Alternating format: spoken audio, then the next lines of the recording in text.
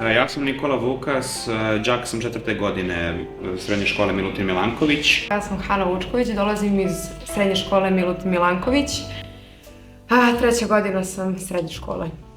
I danas sam dobio čast da prisustvujem prezentaciji o medijskoj pismenosti, o informaciji o onkološkim pacijentima.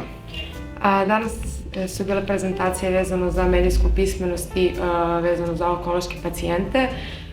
Najviše mi se svidjeli zapravo kvizovi i način kako ste nam objašnjavali i pristup. Erasmus Plus projekat je inicijativa Evropske unije za poboljšanje obrazovanja na više sektora. Jedan od sektora je i sektor odraslih i ovaj projekat MedLead, medijska pismenost onkoloških pacijenta, spada u taj sektor odraslih.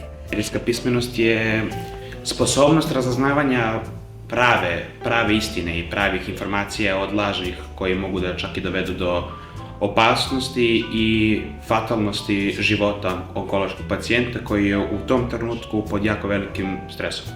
Mislim da im stvarno treba pomoći jer na internetu ima dosta stvari koje zapravo i nemaju veze sa medicinom i koji mogu zapravo i da ugroze život pacijenta ako ne vode računa i ako razni ljudi kače svašta i ono što treba i ono što ne treba. Tako da mislim da bi trebalo da se povede računa oko toga. Zato je vrlo važno da pacijenti kada im je potrebna pomoć umeju da razaznaju istine i laži na internetu, da umeju da nađu adekvatnog stručnjaka i postave pravo pitanje, jer vrlo često ti odgovori nam sami neće doći i važno je da mi umemo da tražimo, da umemo da pitamo i da dođemo do pravih informacija.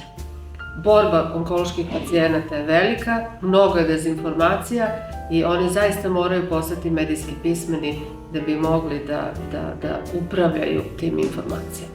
Mamina drugarica je preminula, nažalost, od raka i preko toga i njene cele borbe sam upoznat sa mukama.